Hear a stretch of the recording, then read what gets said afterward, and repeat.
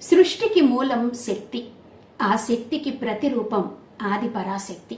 సతీదేవి శరీర భాగాలు భూమి మీద పడిన ప్రతి ప్రదేశం ఒక దివ్య శక్తిపీఠంగా మారిందని పురాణాలు చెబుతున్నాయి. భారతదేశంలో అమ్మవారి దివ్య రూపాలు కొలువైన క్షేత్రాలు శక్తిపీఠాలుగా విరాజిల్లుతున్నాయి. సతీదేవి శరీర భాగాలు పడిన ప్రదేశాలుగా పురాణాలు చెబుతున్న ప్రధానమైన ఈ శక్తిపీఠాలలో 18 క్షేత్రాలను అత్యంత పవిత్రమైన అష్టాదశ శక్తిపీఠాలుగా వ్యవహరిస్తారు. అలాంటి మహిమాన్వితమైన శక్తిపీఠాల్లో 3 మన ఆంధ్రప్రదేశ్ రాష్ట్రంలోనే వెలసి వేల ఏళ్లుగా కోట్లాది మంది భక్తులకు ఆశ్రయంగా నిలుస్తున్నాయి.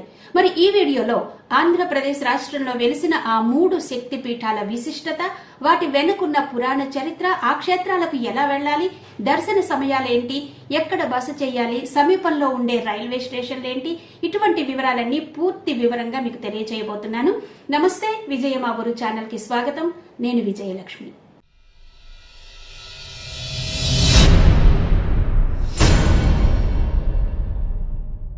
ఆంధ్రప్రదేశ్లో ఉన్న శక్తిపీఠాల గురించి తెలుసుకునే ముందు అసలు శక్తిపీఠాలు ఎందుకు, ఎలా ఏర్పడ్డాయి అన్న కథనం గురించి క్లుప్తంగా మననం చేసుకుందాం.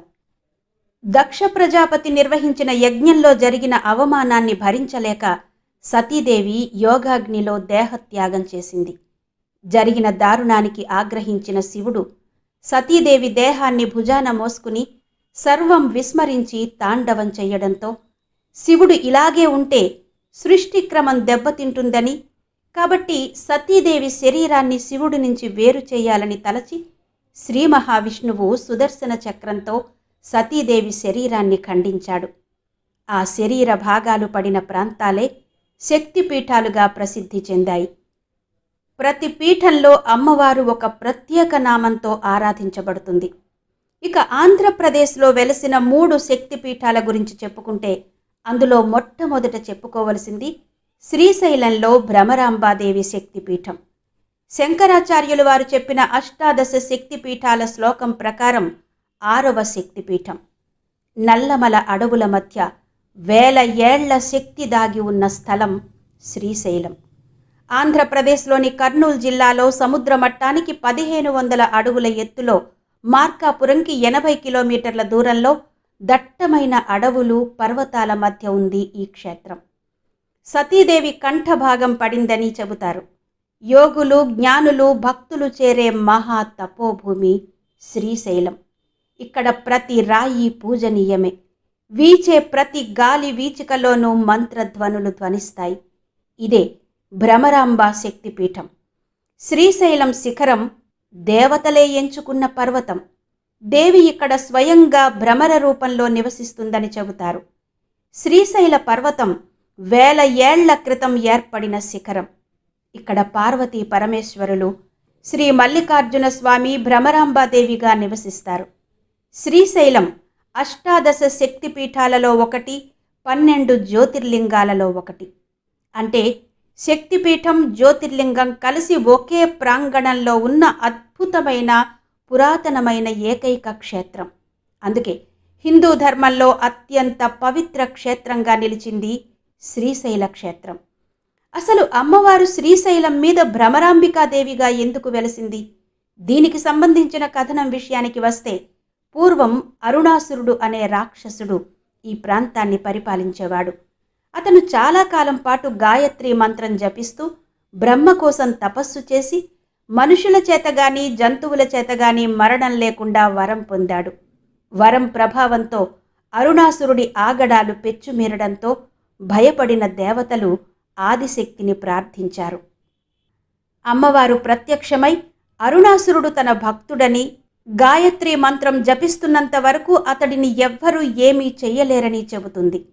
తరువాత దేవతలు పథకం ప్రకారం దేవతల గురువు అయిన బృహస్పతిని అరుణాసురుని దగ్గరకు పంపిస్తారు. అరుణాసురుడు దేవగురువు బృహస్పతిని చూసి, జాతి వైరం ఉన్న నా దగ్గరకు నీవు రావడమేంటని ఆశ్చర్యపడ్డాడు. అందుకు సమాధానంగా బృహస్పతి, ఇద్దరం ఒకే అమ్మవారిని గాయత్రి మంత్రంతో పూజ చేస్తున్నామని, కాబట్టి నా ఈ రాకలో వింత ఏమీ లేదని చెబుతాడు. అందుకు అరుణాసురుడు ఆలోచనలో పడి దేవతలు పూజ చేసే అమ్మవారిని నేనెందుకు పూజ చేయాలి అని అహంకరించి గాయత్రి మంత్ర జపాన్ని మానేస్తాడు. దాంతో ఆదిశక్తి తాను భ్రమర రూపం ధరించి అసంఖ్యాకంగా భ్రమరాలని సృష్టిస్తుంది. ఆ భ్రమరాలు అరుణాసురుడి సైన్యాన్ని సంహరిస్తాయి. అమ్మవారు భ్రమర రూపం అంటే తుమ్మెద రూపం ధరించి అరుణాసురుణ్ణి సంహరించింది. అమ్మవారు ఇప్పటికీ భ్రమర రూపంతో అక్కడ తిరుగుతూ ఉంటుందని చెబుతారు. అందుకే ఇప్పటికీ అక్కడ భ్రమరనాదం వినపడుతూ ఉంటుందని చెబుతారు. దానిని భ్రామరీనాదం అంటారు. అమ్మవారిని ఇప్పటికీ అక్కడ తుమ్మెద రూపంలో ఉన్న రెక్కలతో అలంకారం చేస్తారు. శ్రీశైలం సకల వేదాలకు మూలాధారంగా చెబుతారు. జ్యోతిర్లింగం, శక్తిపీఠం ఒకే కొండ మీద ఒకే ఆలయ ప్రాంగణంలో వెలిసిన అరుదైన పుణ్యక్షేత్రంగా భాసిల్లుతోంది శ్రీశైలం. శ్రీశైల యాత్ర వేద దర్శనంతో సమానమని శాస్త్రాలు చెబుతున్నాయి. మరాఠా వీరకిశోరమైన ఛత్రపతి శివాజీ ఉత్తరం వైపున గాలిగోపురాన్ని నిర్మించినట్టుగా చెబుతారు. ఇక్కడే ఆయనకు జగన్మాత దర్శనమిచ్చి వీరఖడ్గాన్ని ప్రసాదించిందని ప్రతీతి. శ్రీశైలం చుట్టూ నల్లమల అడవులు, పురాతన శైవ యోగులు, అఘోరుల ఆశ్రమాలున్నాయని, అందువలన ఈ ప్రాంతంలో ఆధ్యాత్మిక స్పందనలు అత్యంత ప్రభావవంతంగా ఉంటాయని నమ్మకం. ఇక్కడి పర్వతాలు రాత్రిళ్ళు అఘోర మంత్రాలు, హోమధూమాలు మోస్తాయని చెబుతారు. నల్లమల అడవుల మధ్య అద్భుత ఆధ్యాత్మిక వాతావరణంలో కృష్ణానది సమీపంలో ఉన్న శక్తిపీఠం శ్రీశైల భ్రమరాంబాదేవి ఆలయానికి ఎలా వెళ్లాలో చూద్దాం. శ్రీశైలంకి సమీప railway station Markapuram road. Markapuram road స్టేషన్లో దిగి అక్కడి నుంచి శ్రీశైలంకి బస్సులో వెళ్ళవచ్చు. ఇక రోడ్డు మార్గం ద్వారా వెళ్ళాలంటే విజయవాడ, హైదరాబాద్, కర్నూలు, గుంటూరుల నుంచి, రాష్ట్రంలోని ప్రధాన నగరాల నుంచి కూడా శ్రీశైలానికి సమృద్ధిగా ఆర్టీసీ బస్సులుంటాయి. ఇక విమాన మార్గం ద్వారా వెళ్ళాలంటే శ్రీశైలంకి దగ్గరలో ఉన్న విమానాశ్రయం కర్నూలు ఓర్వకల్ విమానాశ్రయం లేదా హైదరాబాద్ విమానాశ్రయం. అక్కడి నుంచి క్యాబ్లు లేదా బస్సులలో వెళ్ళవచ్చు. ఇక ఆంధ్రప్రదేశ్లోని మరో శక్తిపీఠం పిఠాపురం పురుహూతికాదేవి శక్తిపీఠం. కాకినాడ జిల్లాలో ఉన్న పిఠాపురంలో ఉంది ఈ శక్తిపీఠం. ఇక్కడ సతీదేవి యొక్క పీఠ భాగం పడిందని పురాణాలు చెబుతున్నాయి. అందువల్ల ఈ ప్రాంతానికి పీఠికాపురం అనే పేరొచ్చిందట. ఇక్కడ అమ్మవారు పురుహూతికాదేవిగా వెలిశారు. ఈ క్షేత్రంలో ఉన్న పాదగయ తీర్థంలో పితృతర్పణాలు ఇవ్వడం మహాపుణ్యఫలంగా భావిస్తారు. ఈ క్షేత్రం దత్తాత్రేయ స్వరూపుడైన శ్రీపాద వల్లభుల జన్మస్థలంగా కూడా చెబుతారు. పూర్వం ఈ క్షేత్రాన్ని పుష్కర క్షేత్రం అని పిలిచేవారు. ఈ క్షేత్రం అనేక పురాతన ఆలయాలకు ప్రసిద్ధి చెందింది. ఇది శివకేశవ శక్తి క్షేత్రం. పిఠాపురం అష్టాదశ శక్తిపీఠాలలో 10వ శక్తిపీఠంగా వెలిసిన క్షేత్రం. ఆంధ్రప్రదేశ్లో ఈశాన్యం దిక్కుగా పచ్చటి పైరులు, గలగల పారుతున్న పంట కాలువలు, ఉద్ధృతంగా ప్రవహించే గోదావరి నది, సముద్ర తీర ప్రాంతాలతో నేత్రపర్వంగా దర్శనమిస్తుంది ఈ ప్రదేశం. సముద్రము, గోదావరి నది కలిసే ప్రదేశానికి అతి సమీపంలో ఉన్న ప్రాచీన పట్టణం కాకినాడ. తూర్పు కోస్తా ప్రాంతపు రేవులలో కాకినాడ రేవు అత్యంత ప్రాచీనమైనది. పిఠాపురం సంస్థానాధీశులు కాకినాడ పట్టణాన్ని ప్రణాళికాబద్ధమైన రీతిలో తీర్చిదిద్దారు. జిల్లా కేంద్రమైన కాకినాడ పట్టణానికి ఉత్తర దిశ వైపుగా సుమారు 19 కిలోమీటర్ల దూరంలో పిఠాపురం అనే చిన్న పట్టణం ఉంది. పిఠాపురం సంస్థానాధీశుల పాలనలో వైభవంగానూ శోభాయమానంగా విలసిల్లిన రాజక్షేత్రం. నాటి మహారాజుల భవనాలు, కట్టడాలు చరిత్ర గర్భంలో కలిసిపోయాయి. ప్రస్తుతం గతకాల వైభవానికి, ప్రాభవానికి చిహ్నాలుగా కొన్ని పుణ్యక్షేత్రాలు, పట్టణాలు మాత్రం మిగిలాయి. అమ్మవారి పీఠం అంటే పిరుదులు పడ్డ ప్రదేశం గనుక ఇక్కడ అమ్మవారిని పీఠాంబిక అని పిలుస్తారు. పిఠాపురంలో ప్రసిద్ధి చెందిన పురాతన ఆలయం శ్రీ కుక్కుటేశ్వర స్వామి ఆలయంలోనే ఉంది ఈ శక్తిపీఠ ఆలయం. ఆలయం చిన్నదే, కానీ ఆలయంలోని గోడల నిండా శక్తిపీఠాలలోని అమ్మవారి మూర్తులతో కనువిందు చేస్తూ ఉంటుంది. ఇక్కడ అమ్మవారు చతుర్భుజాలతో ఉంటుంది. దాక్షాయణీదేవి పీఠ భాగం ఇక్కడ పడడం వలన ఈ ప్రాంతానికి పీఠికాపురం అనే పేరొచ్చింది. పీఠికాపురమే క్రమక్రమంగా పిఠాపురంగా మారిందంటారు. అయితే ఈ శక్తిపీఠ దేవత గురించి విభిన్న కథనాలు ప్రచారంలో ఉన్నాయి. ఆధ్యాత్మిక గ్రంథాలలోనూ పురాణాలలోనూ చెప్పే పీఠం కానీ, ఆ శక్తి విగ్రహం కానీ ప్రస్తుతం ఇక్కడ లేవని, ఇక్కడ అసలైన శక్తిపీఠ దేవత హుంకారిణీ దేవత అని, ఈ పీఠం మూలంగానే పిఠాపురానికి పీఠికాపురం అనే పేరొచ్చిందని ఇలా విభిన్నమైన కథనాలు వినబడతాయి.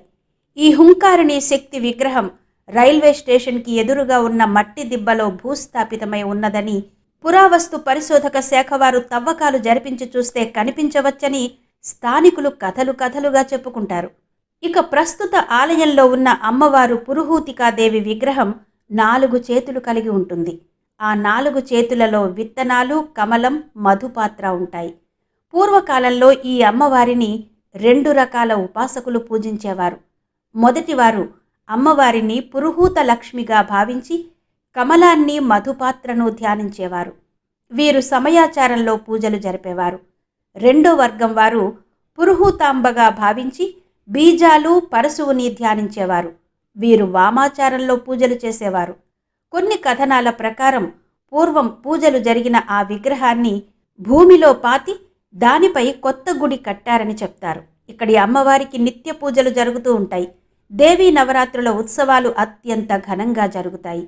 ఇక ఈ అమ్మవారికి పురుహూతిక అన్న పేరు రావడానికి కూడా ఒక కథ చెబుతారు. పూర్వం ఇంద్రుడు గౌతమ మహర్షి భార్య అయిన అహల్యని మోసం చేయడం, దాంతో గౌతమ మహర్షి శాపానికి గురవడం మనం పురాణ కథనాల్లో వింటూ ఉంటాం. ఆ శాపం పోగొట్టుకోవడానికి ఇంద్రుడు జగన్మాత కోసం తపస్సు చేసి ఆవిడ ఆశీర్వాదంతో తన శాపం పోగొట్టుకుంటాడు. పురుహూతుడు అంటే ఇంద్రుడు ఆరాధించిన దేవి కనుక ఈవిడ పురుహూతిక అయిందని పురాణ కథనం. వ్యాస భగవానులు సతీ సమేతంగా కాశీనగరం విడిచి దక్షిణ కాశీ అయిన పిఠాపురం నందలి పాదగయ తీర్థంలో స్నానం చేసి శ్రీ హుంకారిణి సహిత కుక్కుటేశ్వరిని దర్శించుకున్నారట. అగస్త్య మహర్షి కూడా సతీ సమేతంగా 12 క్షేత్రయాత్ర సలుపుతూ భీమమండలం నందలి శ్రీ కుక్కుటేశ్వర స్వామిని, పురుహూతికాదేవిని ఆరాధించినట్టు పురాణ కథనాలు. 14వ శతాబ్దం వాడైన శ్రీనాథ కవి సార్వభౌముడు తన కావ్యంలో ఈ క్షేత్రాన్ని పీఠికాపురం, పీఠాపట్టణంగా, పిఠాపురంగా వర్ణించాడు. పిఠాపురం ఆంధ్రప్రదేశ్లోని కాకినాడ జిల్లాలో ఉంది. రాజమండ్రికి 62 కిలోమీటర్లు, సామర్లకోటకు 12 కిలోమీటర్ల దూరంలో ఉంటుంది. ఇక ఈ క్షేత్రానికి ఎలా వెళ్ళాలి అంటే, రైలు మార్గం ద్వారా వెళ్ళాలి అంటే ప్రధానమైన రైళ్లన్నీ పిఠాపురంలో ఆగుతాయి. పిఠాపురంలో రైల్వే స్టేషన్ ఉంది. అలాగే ప్రధాన రైల్వే జంక్షన్ అయిన సామర్లకోటకు కూడా అతి సమీపంలో ఉంటుంది ఈ పిఠాపురం. రోడ్డు మార్గం ద్వారా వెళ్ళాలంటే కాకినాడ, రాజమండ్రిల నుండి రోడ్డు మార్గం ద్వారా సులభంగా చేరుకోవచ్చు. ఇక విమాన మార్గం ద్వారా వెళ్ళాలి అంటే ఈ క్షేత్రానికి అతి సమీపంలో ఉన్న విమానాశ్రయం రాజమండ్రి విమానాశ్రయం. అక్కడి నుండి క్యాబ్లలో ఈ క్షేత్రానికి చేరుకోవచ్చు. ఇక ఆంధ్రప్రదేశ్లో ఉన్న మరొక శక్తిపీఠం ద్రాక్షారామంలోని శ్రీ మాణిక్యాంబాదేవి శక్తిపీఠం. ద్రాక్షారామం ఇది సతీదేవి కణత భాగం పడిన ప్రదేశం. ఆంధ్రప్రదేశ్లోని తూర్పుగోదావరి జిల్లాలోని ద్రాక్షారామంలో అమ్మవారు మాణిక్యాంబగా వెలిశారు. ఇది అష్టాదశ శక్తిపీఠాలలో 12వ శక్తిపీఠం. ఈ క్షేత్రం దక్షయజ్ఞంలో సతీదేవి ఆహుతి అయిన ప్రదేశంగా చెబుతారు. ఈ క్షేత్రం పంచారామాలలో ఒకటిగా, త్రిలింగ క్షేత్రాలలో ఒకటిగా ప్రసిద్ధి చెందింది. ఇక ఈ శక్తిపీఠం విషయానికి వస్తే ద్రాక్షారామ క్షేత్రం ఆంధ్రప్రదేశ్లోని తూర్పుగోదావరి జిల్లాలో గౌతమి తీరంలో మహామహిమాన్విత క్షేత్రంగా విరాజిల్లుతోంది. ఈ క్షేత్రంలో అమ్మ మాణిక్యాంబాదేవి శక్తిపీఠ దేవతగా విరాజిల్లుతోంది. మాణిక్యాంబాదేవి విగ్రహాన్ని ఆదిశంకరులు వారు ప్రతిష్ఠించి పూజించినట్టుగా ఆధారాలు చెబుతున్నాయి. దక్షుని కుమార్తెలలో ఒకరైన సతీదేవికి, పరమేశ్వరునికి ఇక్కడే వివాహం జరిగిందని చెబుతారు. నవబ్రహ్మలలో ఒకరైన దక్ష ప్రజాపతి ఇక్కడ యజ్ఞం చేసినట్టు పురాణ కథనం. అందుకనే ఈ ప్రాంతం దక్షవాటిక అయింది. దక్ష ప్రజాపతి యజ్ఞం చేసిన ప్రదేశం కనుక ఈ క్షేత్రం దక్షారామం అని పేరు పొంది ఆ తరువాతి కాలంలో దాక్షారామం, క్రమంగా ద్రాక్షారామం అన్న పేర్లను సంతరించుకుంది. సతీదేవి తండ్రి దక్ష ప్రజాపతి ఒక బృహత్ యజ్ఞాన్ని తలపెట్టి తన అల్లుడైన శివుణ్ణి తప్ప అందరూ దేవతల్ని ఆహ్వానించాడు. తండ్రి నిర్వహిస్తున్న యాగాన్ని చూడాలన్న కుతూహలంతో సతీదేవి దక్షవాటికకు వెళదామని శివుణ్ణి అడుగుతుంది. పిలవని పేరంటానికి వెళ్లడం తనకిష్టం లేదని తిరస్కరిస్తాడు శివుడు. భర్త తోడు రాకపోయినా ఒంటరిగానే వెళ్లేందుకు సతీదేవి నిశ్చయించుకుంటుంది. తల్లిదండ్రులు తనను ఆదరిస్తారని, అక్కున చేర్చుకుంటారని భావించిన సతీదేవికి దక్షవాటికలో ఆదరణ కాదు కదా, అవమానం ఎదురైంది. అవమానాన్ని భరించలేక, ముఖ్యంగా తన తండ్రి భర్తను నిందించడం భరించలేక ఆమె అక్కడే ప్రాణత్యాగం చేసింది. దాక్షాయని కాలి బొటన వేలు నేలపై రాసి నిప్పురవ్వలు సృష్టించి ఆ యోగాగ్నిలో ఆత్మాహుతి చేసుకుంది. సతీ వియోగాన్ని భరించలేని పరమేశ్వరుడు జటాజూటం నుండి వీరభద్రుణ్ణి సృష్టించి దక్షయజ్ఞాన్ని విధ్వంసం చెయ్యమని ఆజ్ఞాపిస్తాడు. భస్మీపటలమైన దక్షవాటికలోని సతీదేవి సూక్ష్మ శరీరాన్ని భుజస్కంధాలపై ధరించి నటరాజు విలయ తాండవం చేస్తాడు. శివుణ్ణి మామూలు స్థితికి తీసుకురావడానికి శ్రీ మహావిష్ణువు తన చక్రంతో ఆమె దేహాన్ని ఖండాలుగా చేశాడు. ఆ శరీర భాగాలు పడిన ప్రాంతాలలో 18 భాగాలు ప్రధాన శక్తిపీఠాలుగా, 18 శక్తిపీఠాలుగా ప్రసిద్ధి చెందాయి. ఆ శక్తిపీఠాలలో ద్రాక్షారామం 12వ శక్తిపీఠం. ఇక్కడ శివుడు భీమేశ్వర స్వామిగా దర్శనమిస్తారు. ఒకే ఆలయంలో శైవం శాక్తేయ కలయికగా చెప్తారు. తూర్పు చాళుక్యుల శిల్ప వైభవానికి పెట్టింది పేరు ద్రాక్షారామం. ద్రాక్షారామంకి సమీప రైల్వే స్టేషన్ కాకినాడ లేదా రాజమండ్రి. ఇక సమీప విమానాశ్రయం రాజమండ్రి.